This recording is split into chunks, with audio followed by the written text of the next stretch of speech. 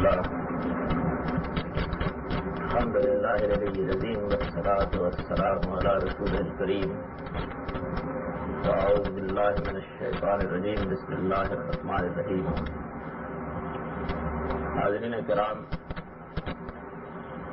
اہم دینی مکاتب فکر کے موضوع پر اس سلسلے میں اس وقت میں آخری اور چوتھا لیکچر دے رہا ہوں. اس کا موضوع جس طرح کہ اس سے پہلے بتایا جا چکا ہے، عام مذہبی فکر کا علمی جائزہ ہے. ہمارے ماحول میں جو بڑے بڑے دینی مکاتب فکر بالخصوص اہل سنت میں پائے جاتے ہیں وہ تین ہیں. ایک وہ جن کا لقب عرف عام میں بریلوی ہے، دوسرے وہ جن کو دیوبندی کہتے ہیں، اور تیسرے وہ جن کو اہل حدیث کے لقب سے موسوم کیا جاتا ہے. یہی وہ تین مکاتب فکر ہیں جن سے دین کے معاملے میں کوئی بات جاننے کے لیے ایک عام آدمی کو سابقہ پیش آتا ہے. وہ اگر قرآن و سنت کا براہ راست علم رکھتا ہے تو اس صورت میں تو اس کے لیے یہ ممکن ہوتا ہے کہ وہ براہ راست یہ جان لے کہ مجھ سے دین کیا مطالبات کرتا ہے اور دین کی حقیقت کیا ہے. لیکن اگر یہ صلاحیت موجود نہ ہو تو زیادہ تر وہ انہی مکاتب فکر کی طرف رجوع کرتا ہے. یہی مکاتب فکر ہیں جو اپنی تعداد کے لحاظ سے ہمارے ملک کی مذہبی فضا پر بھی اور پچھلے کافی عرصے سے سیاسی فضا پر بھی اثر انداز ہوتے ہیں. اور یہی وہ مکاتب فکر ہیں کہ وہ لوگ جو نئی تعلیم پائے ہوئے ہیں وہ بھی کسی نہ کسی درجے میں انہی سے وابستہ رہنے میں عافیت سمجھتے ہیں. ان کے مابین دبستان شبلی ہے، اس پر بالتفصیل گفتگو کا موقع نہیں ہے، لیکن اس میں سے جو دو بڑے نقطہ ہے نظر اس زمانے میں عام ہوئے ان پر میں اپنی رائے اس سے پہلے پیش کر چکا ہوں. اب ان تین مکاتب فکر کے بارے میں مجھے اپنی معروضات پیش کرنی ہے. ان تینوں مکاتب فکر کا علمی جائزہ لیتے ہوئے مجھے ان چیزوں تک محدود رہنا ہے جن کو میں دین کے نقطہ نظر سے صحیح نہیں سمجھتا، یا دوسرے لفظوں میں یوں کہیے کہ جن پر مجھے نقد کر کے یہ بتانا ہے کہ یہ چیزیں تنبؤ کے ساتھ دیکھنے کی. وہ شخص جو دین کو ان مکاتب فکر کے حوالے سمجھنا چاہتا ہو ان کو ان پر نگاہ رکھنی چاہیے. اور وہ اگر یہ سمجھتا ہے کہ یہ چیزیں فی الواقع غلط ہیں تو پھر اس تنبؤ ہی کے ساتھ ان تینوں مکاتب فکر کی باقی چیزوں کو اسے رد یا قبول کرنا چاہیے. یہ بات بالبداہت واضح ہے کہ ان مکاتب فکر کی آراء، ان کے نقطہ نظر، مختلف چیزوں کے بارے میں ان کے استنباطات، ان کا اگر استقصاء کیا جائے تو اس کے لیے ایک عمر چاہیے. میں نے شروع ہی سے یہ طریقہ اختیار کیا ہے کہ وہ اصولی مباحث واضح کر دیے جائیں جن کی بنیاد پر کسی مکتب فکر کی صحت و عدم صحت کا جائزہ لیا جا سکتا ہے. جہاں تک فروع کا تعلق ہے وہ در حقیقت انہیں اصول سے ٹوٹی ہوئی ہوتی ہیں، اس لیے ان کو سمجھنے میں پھر ایک ذہین آدمی کو کوئی دقت نہیں ہوتی. میں اپنے مکتب فکر کے بارے میں بھی عرض کر چکا ہوں کہ اس میں اصول یہ ہیں، رہا فروع کا معاملہ اور ان اصول کے مطابق قائم ہونے والی آراء کا معاملہ، تو میں اس میں بھی یہ بتا چکا ہوں کہ اس میں بہت سی چیزیں ہیں جن میں امام حمید الدین سرائی سے حضرت الاستاذ مولانا امین حسن اصلاحی نے اختلاف کیا ہے، اور بہت سی چیزیں ہیں کہ جن میں ہم جیسے طالب علم بھی اختلاف کرتے ہیں، لیکن اس سے ان اصولوں پر کوئی اثر نہیں پڑتا جس پر نقطہ نظر کی بنیاد رکھی گئی ہے۔ یہی صورتحال ان تینوں کے بارے میں، یعنی ان کے اصول اور ان کے مبادی یہ سمجھ لینے چاہیے، اور ان اصول و مبادی کو سمجھ لینے کے بعد باقی چیزوں کو لوگوں کے فہم پر چھوڑ دینا چاہیے۔ وہ ان کی غلطی اگر وہ اصول سے متعلق ہوگی تو خود جان لیں گے، اور اگر کسی چیز کے بارے میں ابہام ہوگا تو اہل علم سے معلوم کر لیں گے۔ لیکن میں نے جس طرح عرض کیا، مجھے تو اپنی گفتگو اس اصولی بحث ہی تک محدود رکھنی ہے۔ میں سب سے پہلے دیوبندی نقطہ نظر کو لیتا ہوں۔ اس نقطہ نظر کے بڑے بڑے اکابر ہمارے معاشرے میں محتاج تعریف نہیں ہیں، لوگ عام طور پر ان کو جانتے ہیں۔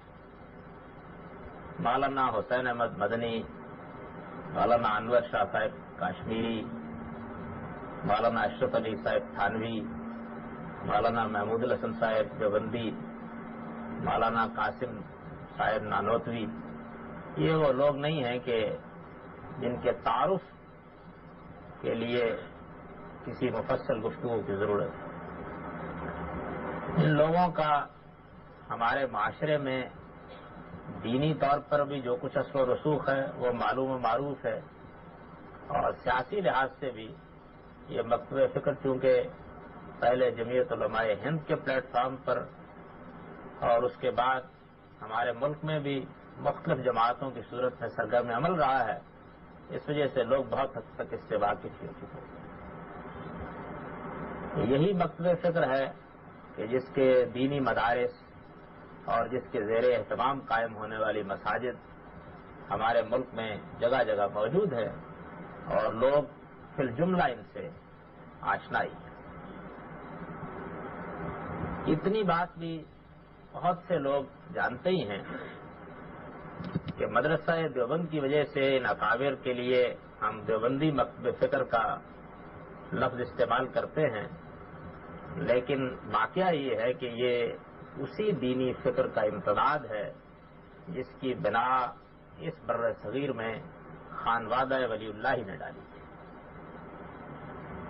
میں ان کو امام الہند ہی کہتا ہوں، شاہ ولی اللہ۔ ان کی تصنیفات پر جس آدمی کی نظر ہے وہ یہ جانتا ہے کہ ان لوگوں نے اپنی اساس انہی پر قائم کی۔ اس وجہ سے جو چیزیں ان کے ہاں پائی جاتی ہیں وہی شرع و وضاحت کے ساتھ ان کے ہاں بھی پائی جاتی ہیں۔ لیکن شاہ صاحب کا معاملہ یہ ہے کہ وہ چونکہ ایک جلیل القدر عالم ہیں، ان کی نظر بہت وسیع ہے، وہ خلافیات پر بھی غیر معمولی تعمق رکھتے ہیں۔ اس وجہ سے ان کے ہاں ایک خاص طرح کی مجتہدانہ بصیرت اور ایک خاص نوعیت کا اسلوب بیان ہے، اس میں کہا جا سکتا ہے کہ یہ لوگ اپنی شان برقرار نہیں رکھ سکے۔ بنیادی اصولوں میں ان سے بہت حد تک نہ صرف یہ کہ ان کو اتفاق ہے، بلکہ یہ اپنی نسبت بھی وہیں سے قائم کرتے ہیں، اور اسی کے لیے یہ سمجھتے ہیں کہ انہوں نے آگے کام بڑھانے کی صحیح کی ہے۔ اس دینی مکتب فکر میں سب سے پہلی چیز جو آدمی کو متوجہ کرتی ہے وہ تصوف کے ساتھ اس کا غیر معمولی اشتغال ہے۔ شاہ ولی اللہ کے بارے میں بھی میں اس سے پہلے عرض کر چکا ہوں کہ وہ اکابر تصوف میں سے ہیں۔ دین تصوف کا علمی جائزہ لیتے ہوئے میں نے ابھی پچھلے ہی لیکچر میں یہ بتایا ہے کہ شاہ صاحب اور شاہ صاحب کے خانوادے میں اس کے اثرات کتنے غیر معمولی ہیں۔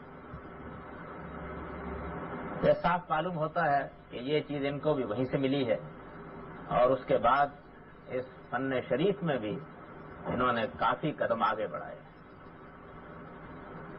تصوف کے بارے میں عرض کر چکا کہ وہ اپنے اصول، اپنے مبادی میں ایک دوسرا دین، اس میں کوئی چیز بھی اصول و مبادی کی حد تک ایسی تلاش نہیں کی جا سکتی کہ جس کی مطابقت قرآن مجید سے، پیغمبر صلی اللہ علیہ وسلم کی سنت سے اور صحابہ کے طریقے سے دکھائی جا سکتی۔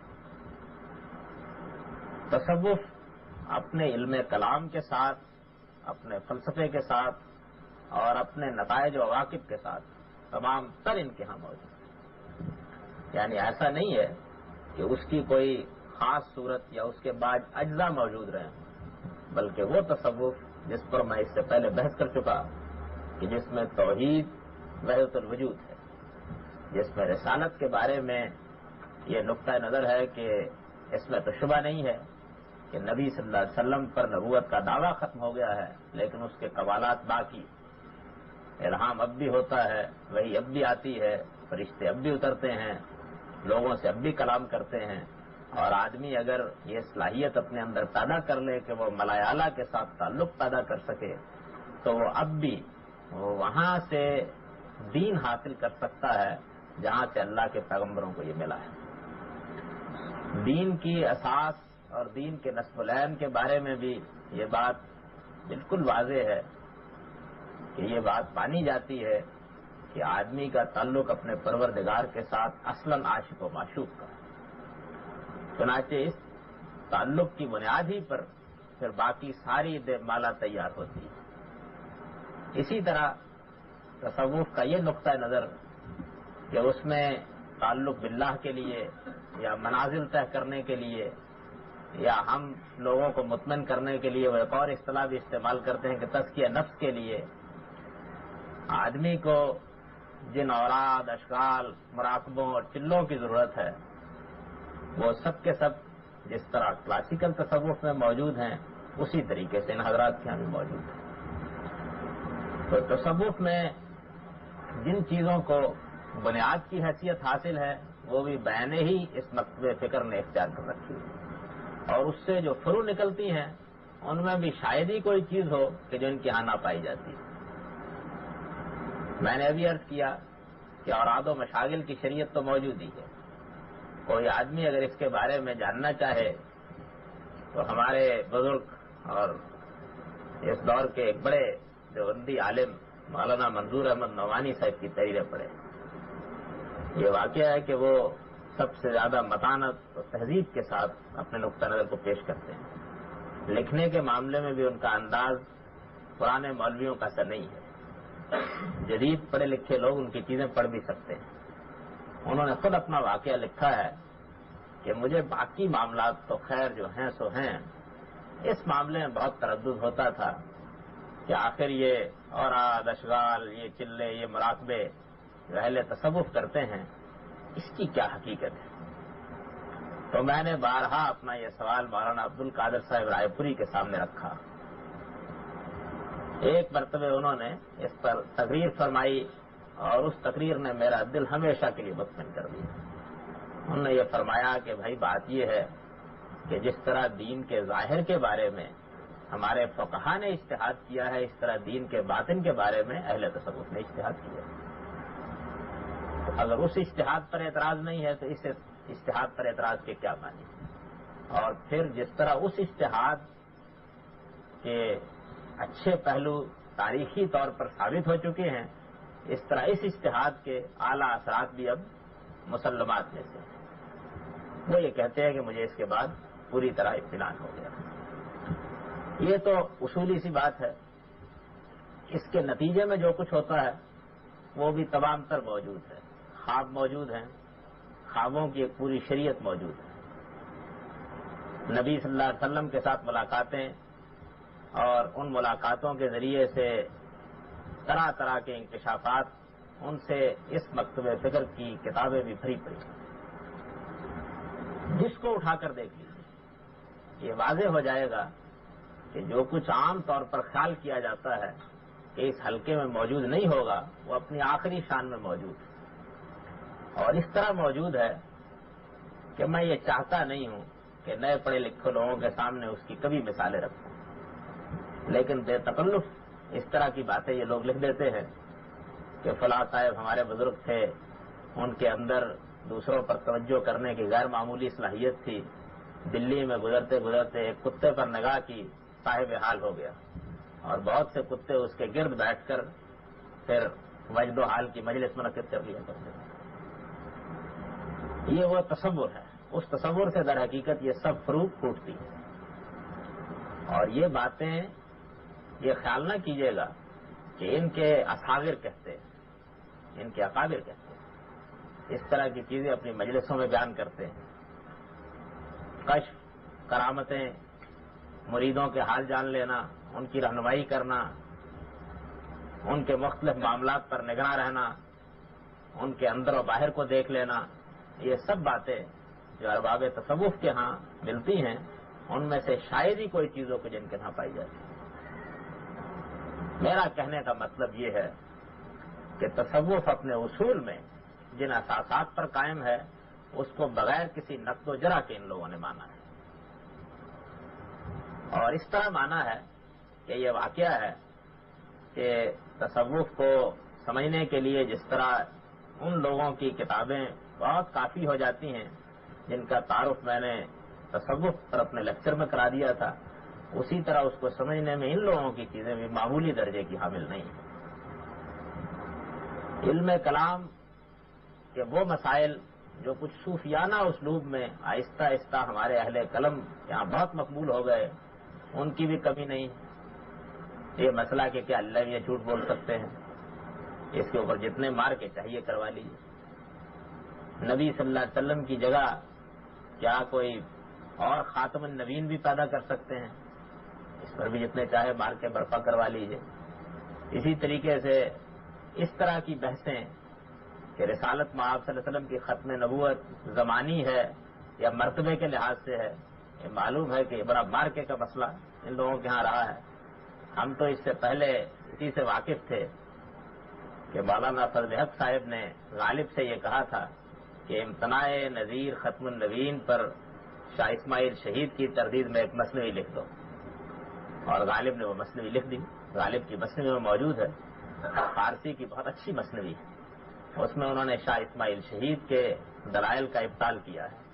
وہ چونکہ اس کے قائل نہیں تھے اور یہ اس کے قائل تھے، لیکن اس میں حادثہ یہ ہو گیا کہ غالب بہت ذہین آدمی ہیں، انہوں نے جب مثنوی لکھنی شروع کی تو جن لوگوں کو لکھنے کا تجربہ ہے وہ یہ جانتے ہیں کہ بعض اوقات قلم غلط طرف جانے سے انکار کر دیتا ہے۔ اس میں خاتمہ ایسے شعروں پر ہوا کہ جس میں شاہ اسماعیل کی بات کی تائید نکلتی تھی۔ اس پر مولانا فضل حق صاحب خیر آبادی نے بہت احتجاج کیا، انہوں نے کہا یہ تم نے کیا کیا ہے، تمہید میری تائید میں اٹھائی، خاتمہ ان کی تائید پر کر دیا۔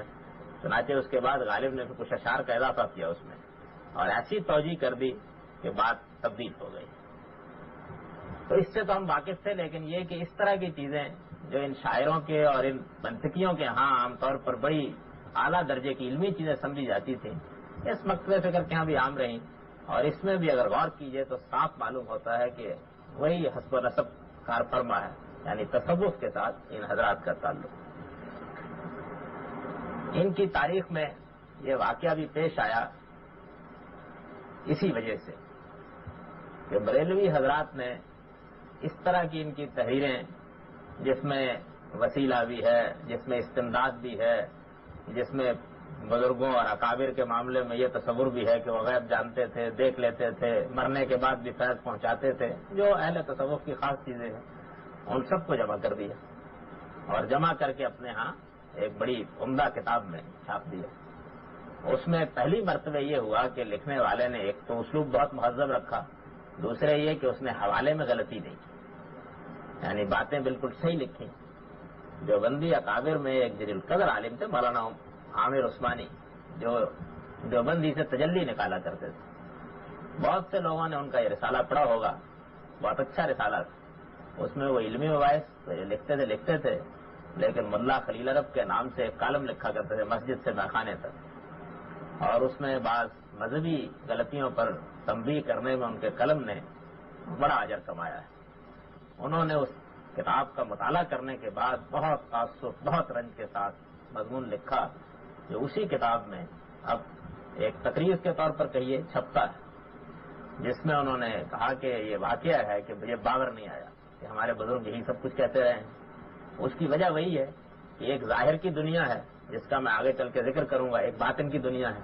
وہ باطن کی دنیا سے بیچارے واقف نہیں تھے، جب اس طرح کی چیزیں ان کے سامنے لا کر رکھی گئیں چیخ اٹھے کہ یہ کیا چیز ہے۔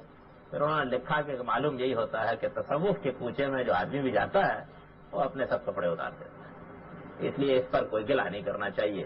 بہت تعصب کے ساتھ ان کی وہ تحریر چھپی ہوئی موجود ہے۔ تو میں عرض کر رہا تھا کہ یہ کوئی ایسی چیز نہیں کہ جس کی نسبت میں ان سے کر رہا ہوں، بلکہ ان کو اس پر فخر بھی ہے۔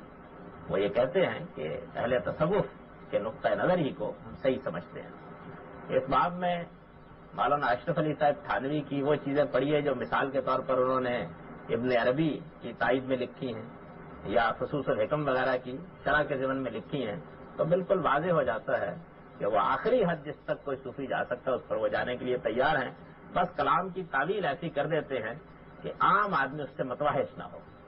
یہ بہرحال ایک عالم کا کام ہے، یہ کوئی مشکل کام نہیں ہے۔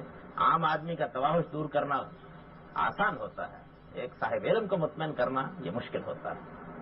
تصوف کے معاملے میں نے عرض کیا کہ بالکل وہی نقطہ نظر ان لوگوں کا ہے جو دین تصوف کے زیر عنوان میں اس سے پہلے بیان کر چکا ہوں۔ البتہ اتنی بات اس میں شبہ نہیں کہ ان لوگوں کے ہاں پائی جاتی ہے کہ انہوں نے وہ اہتمام قائم رکھا ہے جو اہتمام خانوادہ ولی اللہ کی اصل شان ہے۔ شاہ ولی اللہ صاحب کی حجت اللہ البالغہ پڑھیے، بشرطے کہ اس کے پہلے 2-3 باب نہ پڑھیے جس میں عالم مثال کی بحثیں ہیں۔ نہ افلاطونی فلسفہ جو ہم پڑھتے رہے اس کو انہوں نے بیان کر دیا، مولوی حضرات اس سے واقف نہیں ہوتے، انہوں نے کہا کہ معلوم نہیں کس عالم کی باتیں ہیں جو شاہ صاحب پر الہام ہو گئی ہیں۔ حجت اللہ البالغہ پڑھیے، تقسیمات الہیہ پڑھیے، بعض جو ان کی اس طرح کی کتابیں ہیں، ازالہ پڑھیے مثال کے طور پر، تو معلوم ہوتا ہے کہ ایک جلیل القدر عالم دین بتا رہا ہے۔ میں اپنے بچپن میں مجھے یاد ہے میں نے ان کی کتاب الانصاف پڑھی ہے، جب بہت متاثر ہوا، یعنی ان کی وسعت معلومات، ہمارے دینی ذخائر پر ان کی نظر، ایک خاص طرح کا توفیق پیدا کرنے کا انداز جس کے اوپر وہ خود بھی بہت فخر و مباحث کا اظہار کرتے ہیں کہ اس فقیر کے اوپر اللہ تعالیٰ کا یہ بڑا کرم ہے کہ 2 متضاد سے متضاد باتوں میں بھی توفیق پیدا کر دیتا ہے۔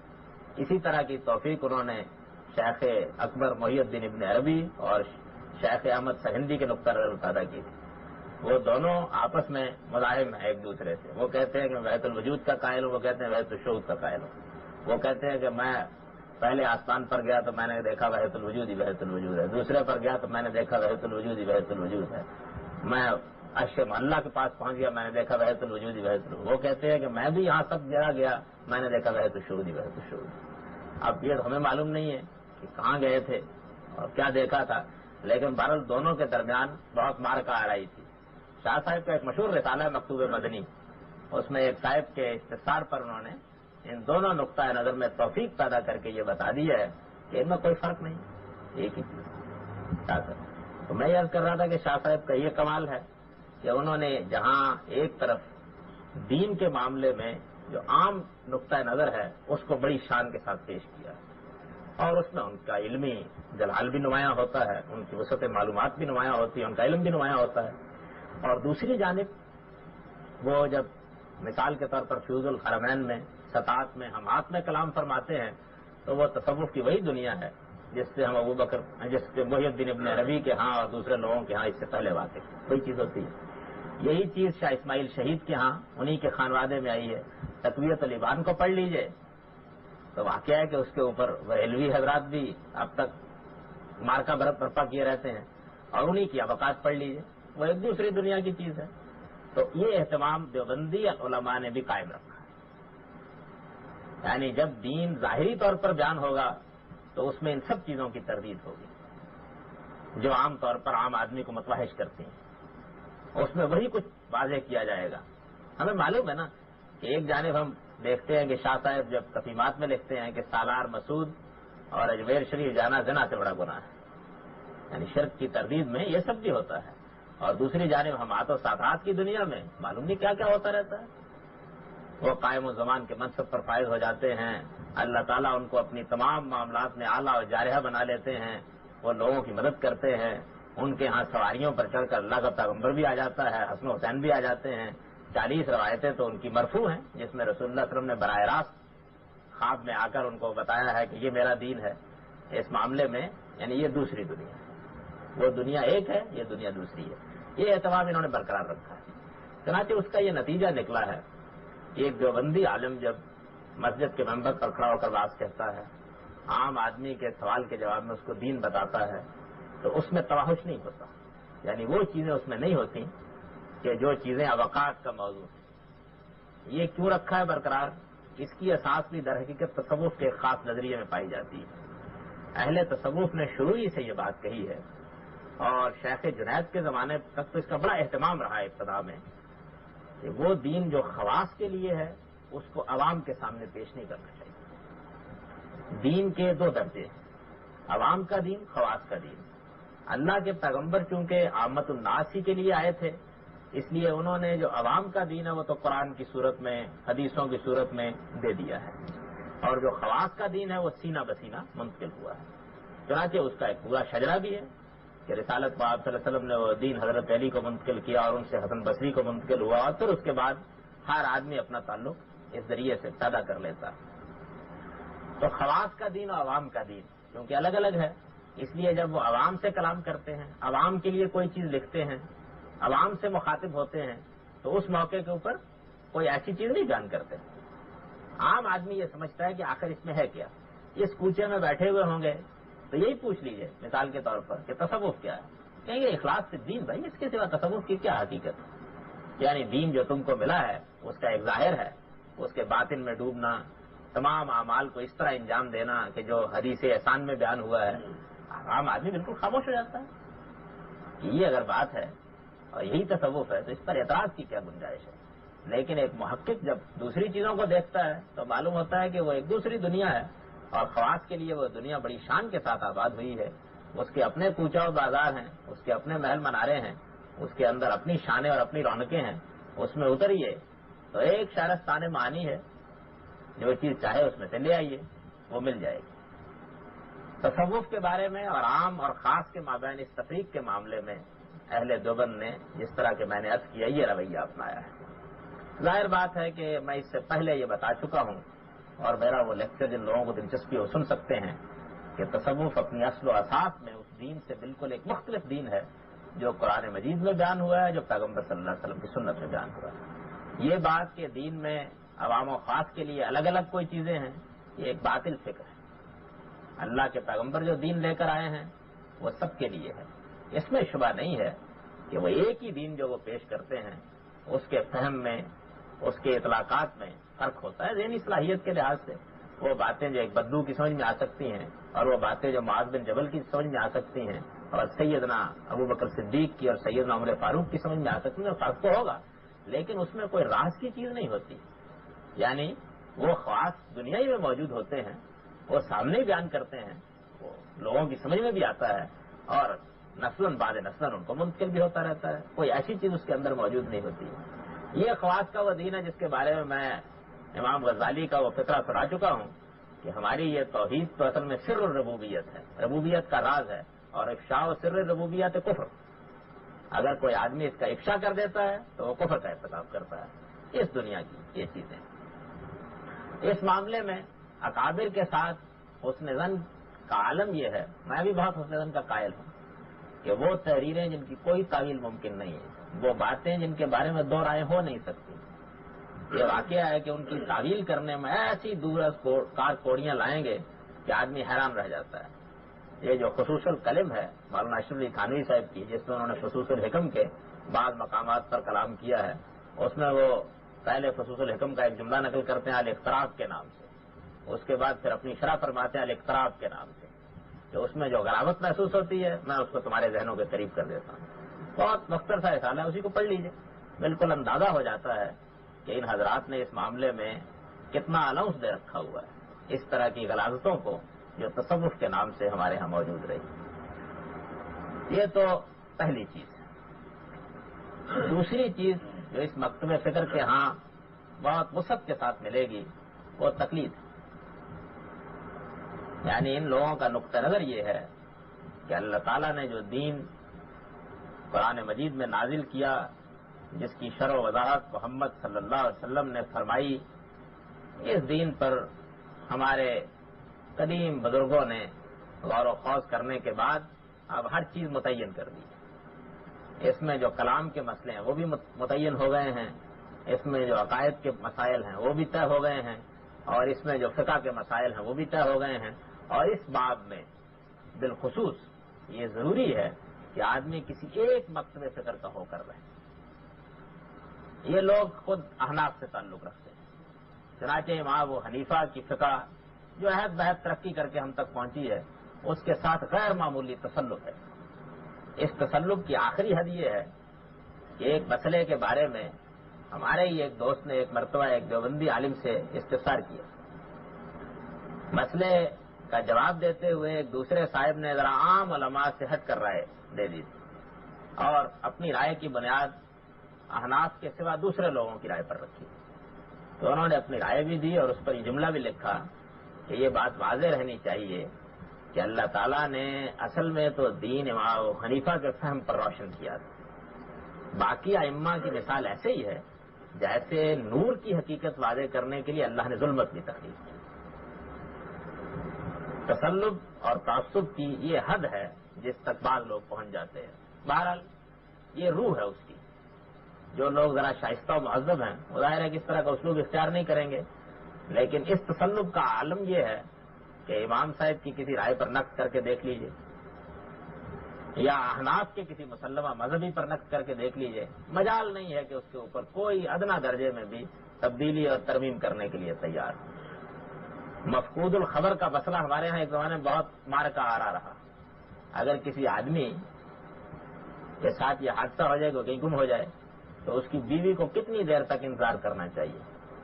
احناف کے ہاں جو عام مذہب ہے وہ یہ ہے کہ اس کو طبعی عمر، اب طبعی عمر کیا ہوتی ہے؟ بعض نے کہا 96 سال، بعض نے کہا کہ 100 سال، بعض نے کہا 120 سال۔ اس کو یہ مسئلہ ہی پیدا ہو کہ اس سے زیادہ کے بھی لوگ رہے ہیں دنیا میں، تو اتنی دیر اس کو انتظار کرنا چاہیے۔ اور اس سارے عرصے کے دوران میں بھی اگر اس کے شوہر صاحب آ جائیں گے تو وہ انہیں کو ملے گی۔ مالکیہ کا مسئلہ اس معاملے میں معروف ہے کہ اس میں بڑی تفصیل ہے، لیکن بہرحال عام طور پر وہ بعض حالات میں 4 سال تک اس کو محدود کر لیتے ہیں۔ ان کے یہاں تو ایسی صورتیں بھی ہیں کہ جن میں فوراً نکاح کی بھی اجازت دے دیتے ہیں، یعنی عدت گزارنے کے بعد۔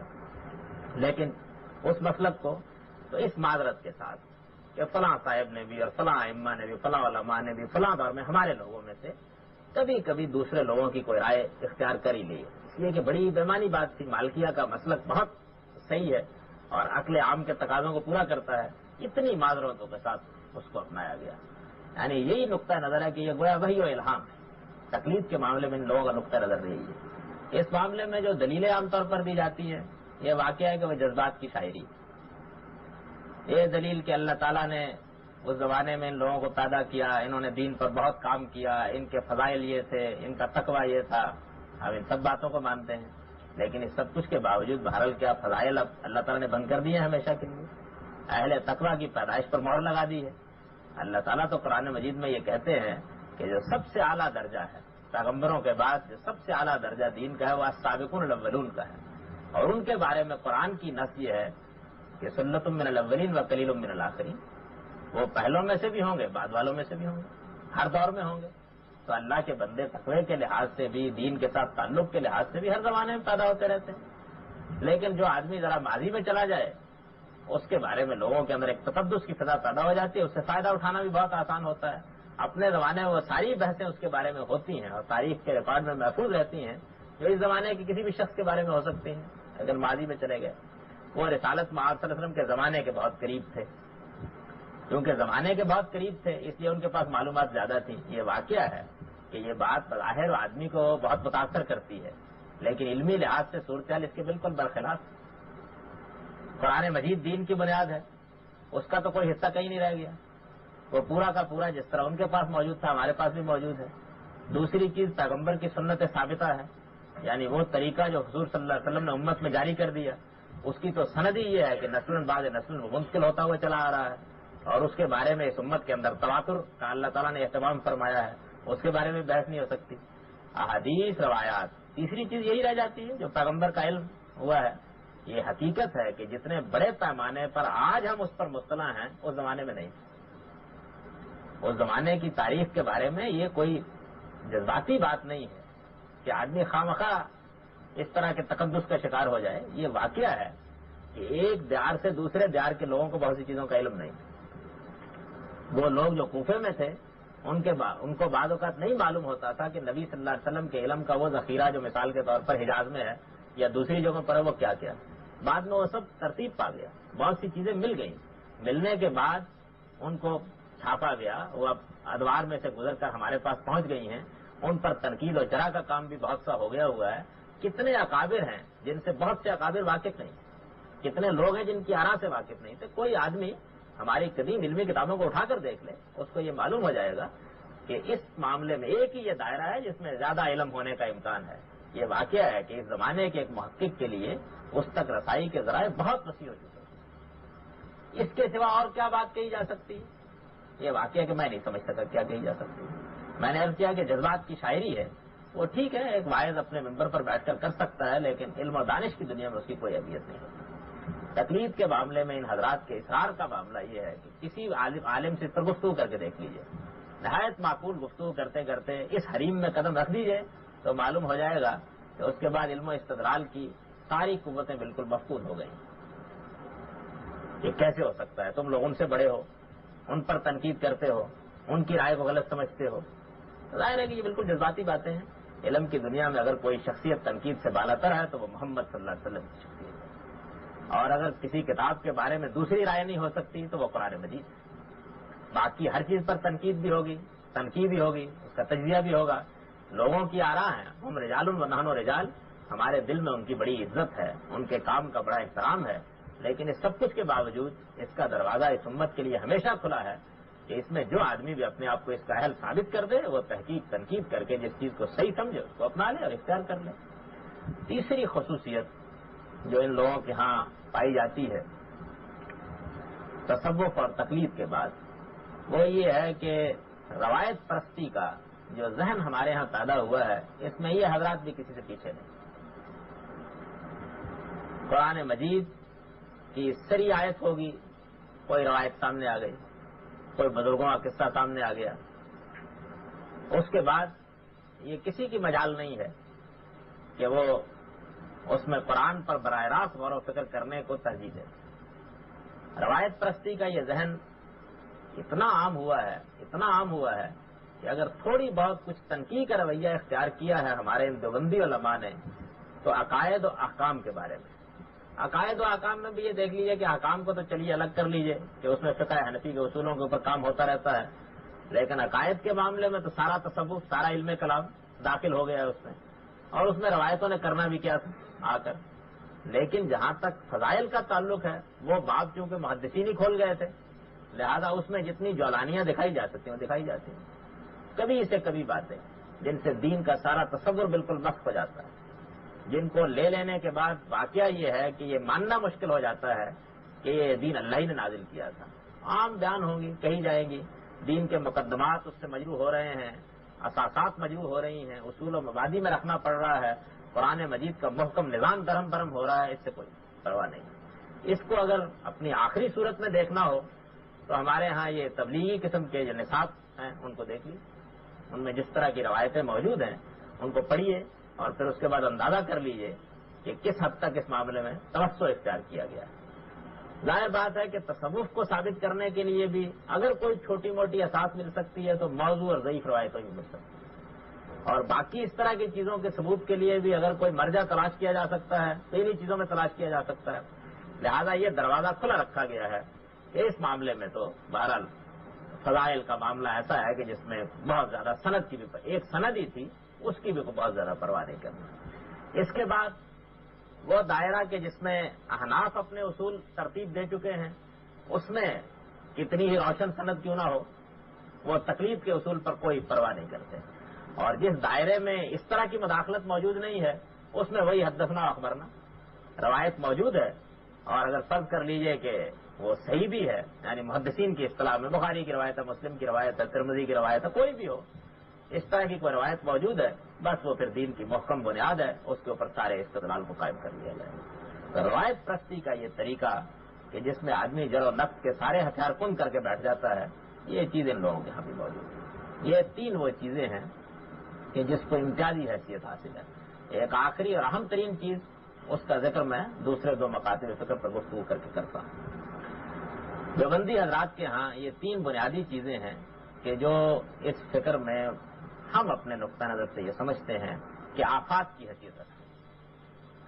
ان امراض سے اگر یہ فکر نجات پا جائے تو البتہ یہ قابل التفات بھی ہو سکتا ہے، اور ان بزرگوں کی خدمات جو کچھ دوسرے دائروں میں ہیں وہ اس دائرے میں بھی کچھ بقی ہو سکتی ہیں. لیکن ان آفات کے ساتھ تو واقعہ یہ ہے کہ بڑا مشکل ہو جاتا ہے کہ آدمی کو اچھی رائے اس نقطہ نظر کے بارے میں قائم کرے. دوسرا مکتب فکر بریلوی مکتب فکر. بریلوی مکتب فکر کا جہاں تک پہلی چیز کے بارے میں تعلق ہے یعنی تصوف، ایک ہی چیز، یعنی اس میں کوئی اختلاف نہیں. ان کے ہاں بھی دین کی حقیقت تصوف، ان کے ہاں بھی دین کی حقیقت تصوف. تصوف کے اکابر کے معاملے میں کوئی دو رائے بھی نہیں، کم و بیش یکساں ہی. قصے، کہانیاں، کرامتیں، کشف، مریدوں کے ساتھ ملاقاتیں، استمداد، توسل، یہ سب چیزیں جو آپ کو وہاں ملیں گی وہ ان کے یہاں بھی ملیں گی. یہ سب چیزیں تو اسی طرح موجود ہیں. البتہ بریلوی حضرات نے جو ایک کام کیا ہے جس کی وجہ سے وہ بیچارے کانڈم ہو گئے، ان کی مذمت کی وجہ یہ بنی ہے کہ وہ جو خواص کا دین تھا اس کا اہتمام رکھتے تھے یہ لوگ کہ وہ خواصی کے حلقوں میں بیان ہو، خواصی کی زبان میں بیان ہو اور خواصی کے لیے لکھی جانے والی کتابوں میں بیان ہو. انہوں نے یہ بند اٹھا دی. وہ باتیں جو پہلے اوقات میں لکھی جاتی تھیں وہ ان کو بہت کروڈ صورت میں بالکل ممبر پر لے آئے، بیان کرنا شروع کر دیا. ان سے جو نتائج نکلتے تھے ان کو بھی انہوں نے بیان کرنا شروع کر دیا. مثلاً ایک بہت محتم بشان مسئلے کو لے لیجیے، رسالت میں آپ صلی اللہ علیہ وسلم نور ہیں یا بشر. یہ بحث تو ہمارے بہت ہوئی ہے. اب ذرا یہ دیکھیے کہ اہل تصوف کے ہاں اور دیوبندی علماء کے ہاں اس کی صورت کیا ہے. یہ سب حضرات وحدت الوجود کے قائل ہیں. یہ کہتے ہیں کہ ذات خداوندی نے جب پہلا تعین قبول کیا، ان کی خاص اصطلاح ہے، تو وہ اس پہلے تعین کو قبول کرنے کے بعد جس صورت میں نمودار ہوئی وہ حقیقت محمدی. ذات خداوندی جس صورت میں نمودار ہوئی وہ حقیقت محمدی. اب اس کو وہ مختلف مثالوں سے سمجھاتے ہیں کہ یہ بالکل ایسے ہی ہے کہ جس طریقے سے آفتاب سے شعاع پھوٹتی ہے تو آفتاب کے اندر کوئی کمی واقع نہیں ہوتی، چراغ سے چراغ جلتا ہے اس میں کوئی کمی واقع نہیں ہوتی. ذات خداوندی تو بہرحال نور ہے. اس نور نے اپنا جلوہ جب پہلی مرتبہ پہلے تعین پر پہلی سیڑھی پر قدم رکھ کے ڈالا تو اس وقت جو چیز نمودار ہوئی وہ حقیقت محمدی. اس میں نہ دیوبندیوں کو کوئی اختلاف ہے نہ بریلویوں کو اختلاف ہے، یہ یکساں بات ہے. اب اس کے بعد کیا مسئلہ پیدا ہوتا ہے؟ اس کے بعد یہ مسئلہ پیدا ہوتا ہے کہ رسالت میں آپ صلی اللہ علیہ وسلم کا یہ پیکر جو ہمارے سامنے تھا، پیکر بشری، وہ یہ کہتے ہیں کہ یہ بھی ایک وجود لطیف تھا اور پیغمبر در حقیقت ہم کو یوں نظر آتے تھے ورنہ تھے تو سراپا نور. اور ایک ممبر پر بھی کھڑے ہو کر کہہ دیتے ہیں بریلوی حضرات. دیوبندی حضرات یہ کہتے ہیں کہ بھائی ایسی باتیں نہیں کہنی چاہیے. یعنی اصل علمی حقیقت کے اعتبار سے کوئی فرق نہیں ہے، پڑھ لیجیے ان لوگوں کی چیزیں، کوئی فرق نہیں.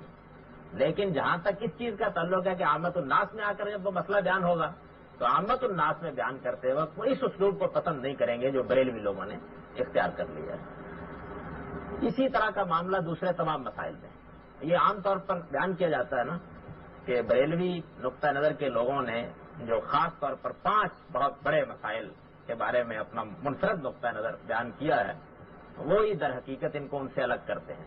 یعنی یہ بات کہ وہ یہ کہتے ہیں کہ رسالت میں آپ صلی اللہ علیہ وسلم حاضر و ناظر ہے،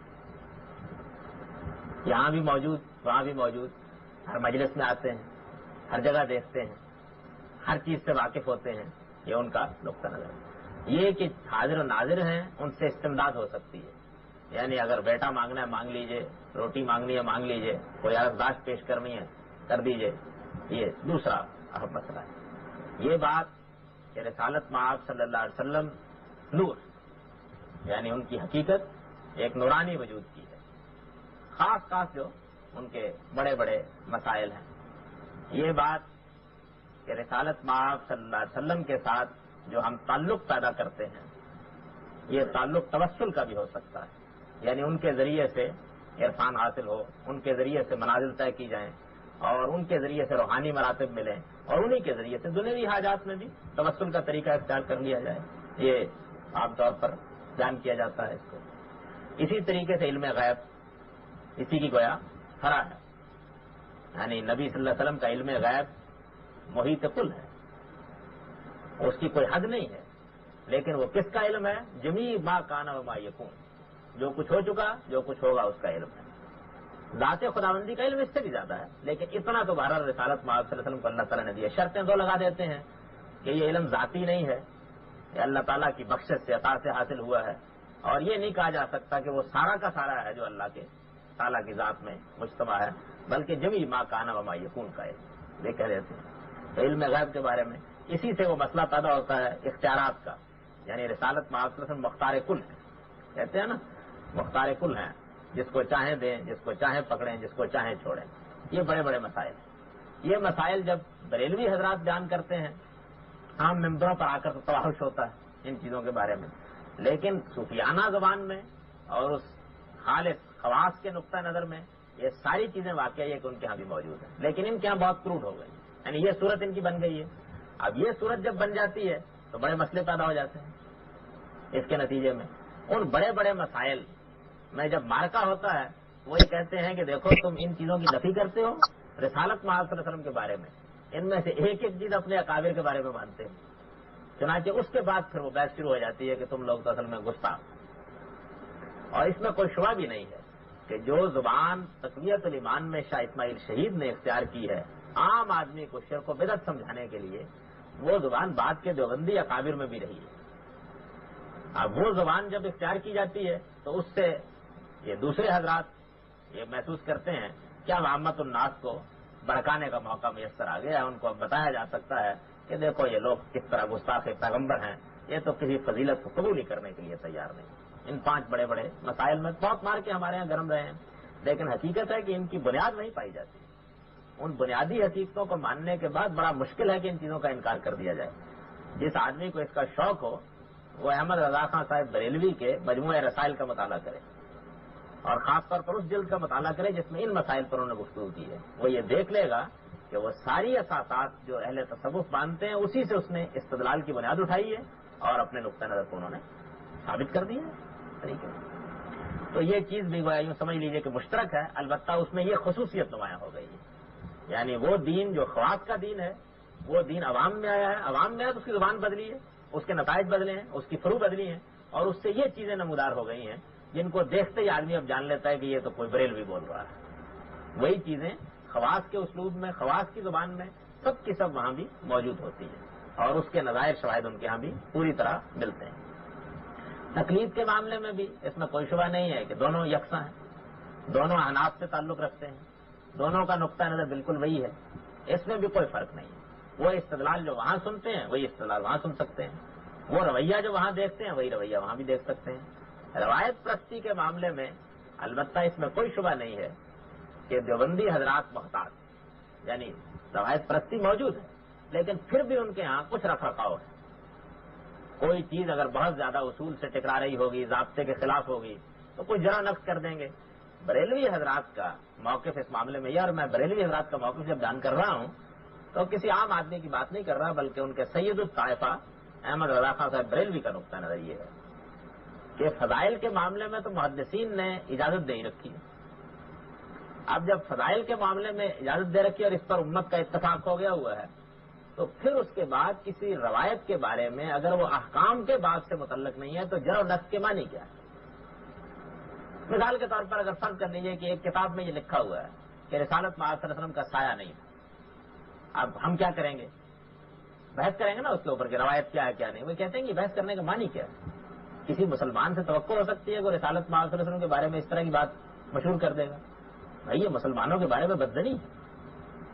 روایت ایک کتاب میں بیان ہو گئی، نہیں باقی کتابوں میں بیان ہوئی، اس سے کیا فرق پڑتا ہے؟ اس روایت کو رد کرنے کی وجہ کیا ہے؟ چنانچہ بڑے تعصب کے ساتھ اپنی کتابوں میں لکھتے ہیں کہ معلوم نہیں بعض لوگوں کو نبی صلی اللہ علیہ وسلم کے فضائل اور کرامتوں اور اعلیٰ مقامات سے کیا بیر ہے کہ جو روایت بھی اس کے متعلق پیش کیجیے اس کے اوپر جر و نقص شروع کر دیتے ہیں، اس کا ذوق بیان کرنا شروع کر دیتے ہیں، اس کے راویوں کو اٹھا کر دیکھنا شروع کر دیتے ہیں. اس کی ضرورت کیا ہے؟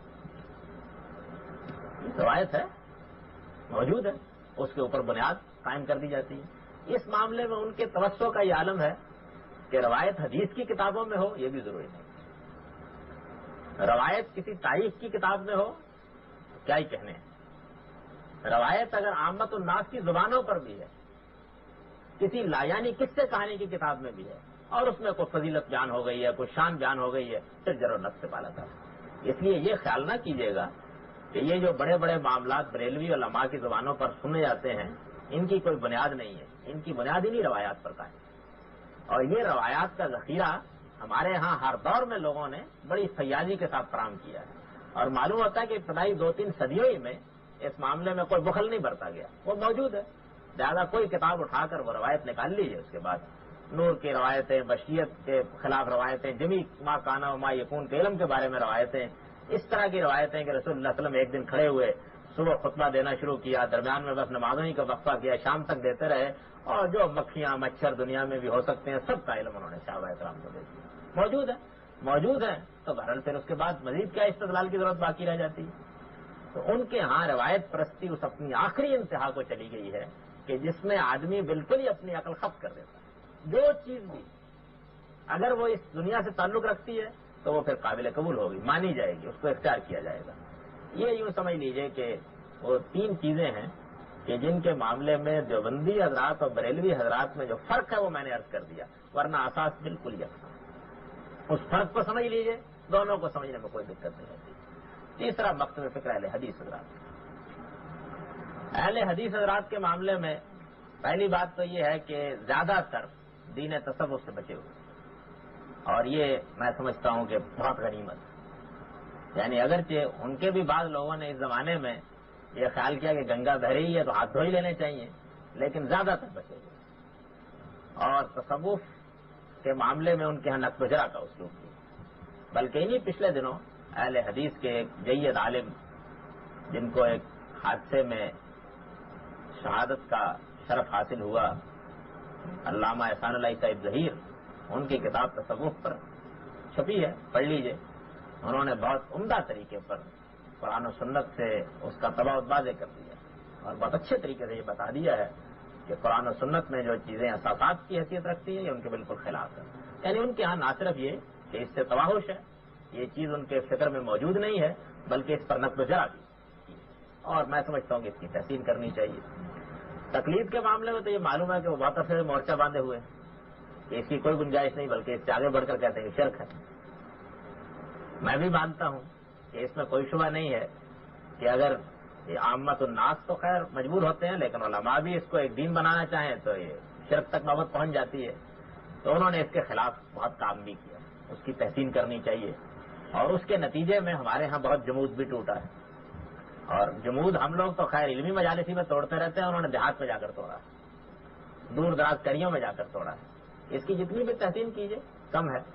چنانچہ وہ چیزیں کہ جو اہل تصوف کے ہاں ملتی ہیں، وہ کہانیاں جو بریلویوں کے ہاں ملتی ہیں، وہ خاص طرح کے مسائل جو دیوبندیوں کے خصائص میں سے ہیں، اسی طرح مقلدانہ روش میں جو جمود پیدا ہوتا ہے، یہ چیزیں ان کے ہاں موجود نہیں ہیں. اس کے بعد جہاں تک تعلق ہے روایات کا، اس معاملے میں بھی اس میں کوئی شبہ نہیں ہے کہ ان کے ہاں سند کی حد تک جر و نقص میں بہت غیر معمولی مبالغہ کیا جاتا ہے. میں مبالغہ اچھے معنی میں بول رہا ہوں، یعنی جو دین کے نقطہ نظر سے ہونا ہی چاہیے. واہی روایت کو بہرحال وہ قبول کرنے سے اجتناب کریں گے، موضوع روایات کو الگ کر ہی دیں گے، کسی ضعیف روایت کو بھی بنائے استدلال نہیں بنائیں گے، اصول میں اس کو قبول نہیں کریں گے. اس طرح کی باتیں کہ فضائل کے معاملے میں یہ توسع برت لینا چاہیے، اس سے بھی اجتناب ہی کریں گے. جو چیزیں ان کی سامنے آ رہی ہیں اس میں یہ احتیاط کو ملحوظ رکھتے ہیں. لیکن اگر کوئی روایت سند کی بنیاد پر ثابت ہو گئی ہے پھر اس کے بعد وہ جر و نقص سے بالا تر ہے. اس معاملے میں ان حضرات کے غلو کا عالم یہ ہے کہ یہ کہتے ہیں کہ اللہ تعالیٰ نے، یعنی یہ تقریر یوں کرتے ہیں اپنے مدعا کی کہ اللہ تعالیٰ نے اپنے دین کی حفاظت کی ذمہ داری لی. اللہ تعالیٰ نے دین کی حفاظت کی ذمہ داری لی ہے تو آخر یہ حفاظت کیسے ہوگی؟ یہ حفاظت محدثین کے ذریعے سے ہو گئی. اور محدثین کے کام میں سے بالخصوص بخاری و مسلم کو تو امت کے اندر ایک تلقی بالقبول بھی حاصل ہو گئی، یعنی امت میں عام طور پر ان کی بات کو قبول کر لیا گیا۔ اب ظاہر بات ہے کہ یہ تو طے ہی ہے کہ امت معصوم ہے، مقدمہ یہ قائم کرتے ہیں، یعنی پوری امت کوئی غلطی نہیں کر سکتی۔ کہا جاتا ہے نا کہ لا تستوی امتی علی الضلالہ وغیرہ، جس پر میں بحث بھی کر چکا ہوں اجماع کی بحث میں۔ تو یہ جب مقدمات ہیں تو ایک درجے کی عصمت تو حاصل ہو گئی محدثین کے کام کو۔ اب یہ عصمت اگر حاصل ہو گئی ہے تو بہرحال اس میں اب آدمی کو قدم نہیں رکھنا چاہیے، الا یہ کہ خود اسی فن کے اصولوں کے اوپر کوئی نقد و جرا وغیرہ کر لی جائے۔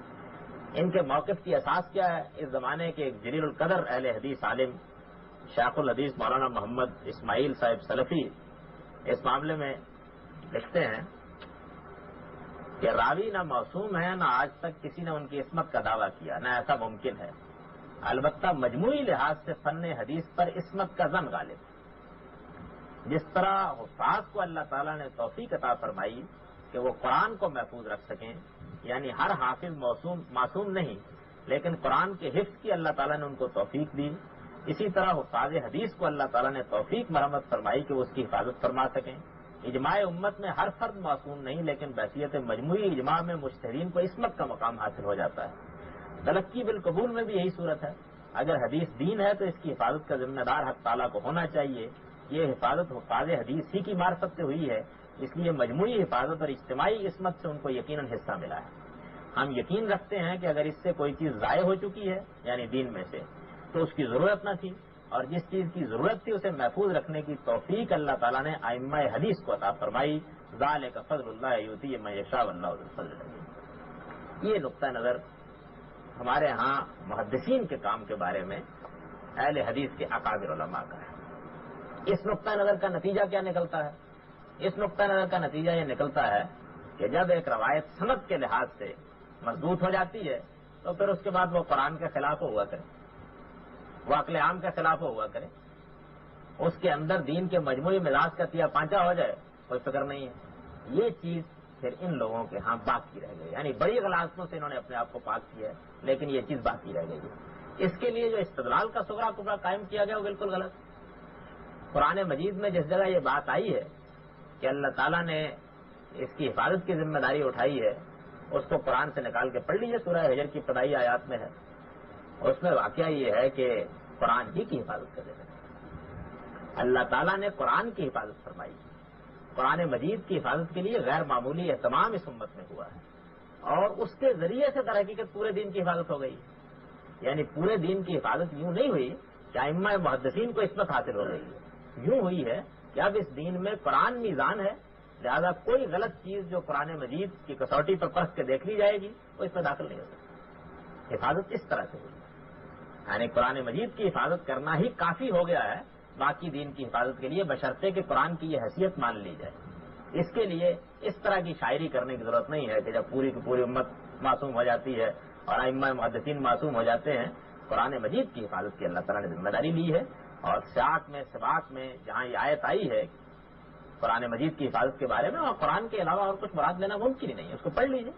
سورہ کی ابتدائی 6-7 آیات ہیں جن میں یہ مضمون بیان ہوا ہے، بہت صاف واضح طریقے پر اللہ تعالیٰ نے قرآن کے بارے میں لکھا، اور میں نے یہ عرض کر دیا کہ اس کے ذریعے سے پورے دین کی حفاظت ہو گئی۔ یعنی اب ہمارے پاس ایک ایسی میزان موجود ہے کہ جس میزان پر تول کر ہم دیکھ سکتے ہیں کہ کیا چیز صحیح ہے کیا چیز غلط ہے۔ اس طرح اس دین میں کسی غلط چیز کے داخل ہونے کا امکان باقی نہیں رہا۔ حفاظت کا طریقہ اللہ تعالیٰ نے یہ اختیار کیا ہے، اس کے لیے اس صغرا کبرا کو قائم کرنے کی کوئی ضرورت نہیں ہے۔ محدثین کے کام کا میں اس سے پہلے اپنے لیکچروں میں جائزہ لے کر بتا چکا ہوں کہ سند کی تحقیق کے جو اصول انہوں نے قائم کیے ہیں ان کی جلالت کا اعتراف کرنے کے باوجود یہ واقعہ ہے کہ ان میں خلا ہے، ان میں کمزوریاں ہیں، ان کی بنیاد پر کوئی بات حتمی طور پر پیغمبر کی طرف منسوب قرار دینا ممکن نہیں۔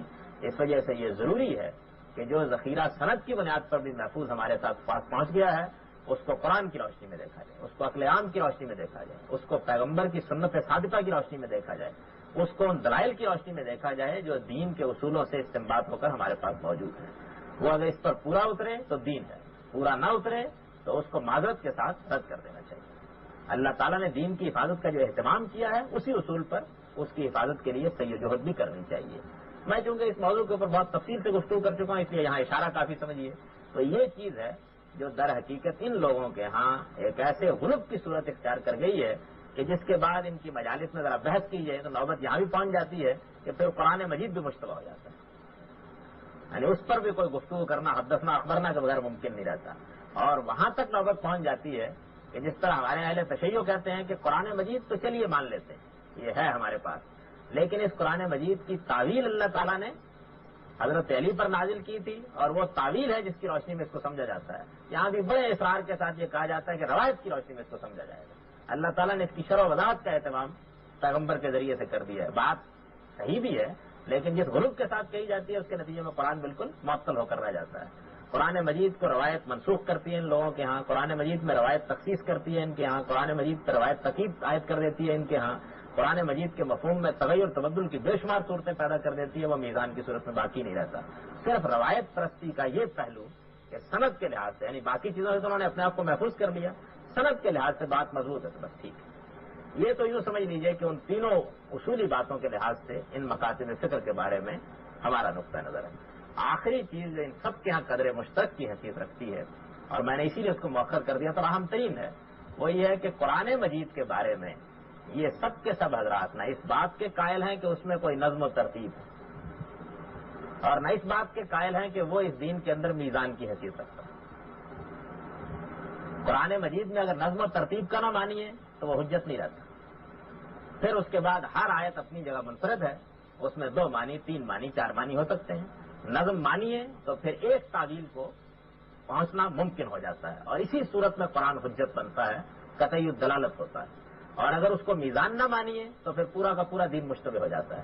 یہ دونوں باتیں کہ قرآن مجید میں نظام ہے اور قرآن مجید ایک میزان کی حیثیت رکھتا ہے، میں تدبر قرآن کے بارے میں اپنے نقطہ نظر پر لیکچر دیتے ہوئے بہت تفصیل سے بیان کر چکا ہوں۔ اس معاملے میں سب کے سب مشترک ہیں، اور بہت سی وہ خرابیاں اور بہت سے وہ غلط نظریات اور بہت سے وہ عقائد اور بہت سے وہ توہمات اور بہت سے وہ اشکالات جو ان تینوں مکاتب فکر کی مشترک میراث ہیں، وہ اصل میں اس آخری اصول کو نہ ماننے کی وجہ سے پائے جاتے ہیں۔ اقول قولی ھذا واستغفر اللہ لی ولکم ولسائر۔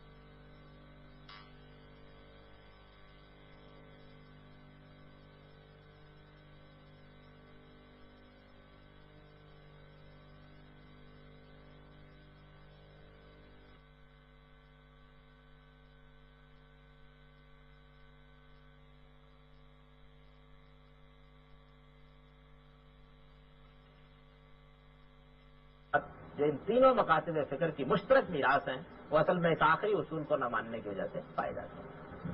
اقول قولی ھذا واستغفر اللہ لی ولکم ولسائر۔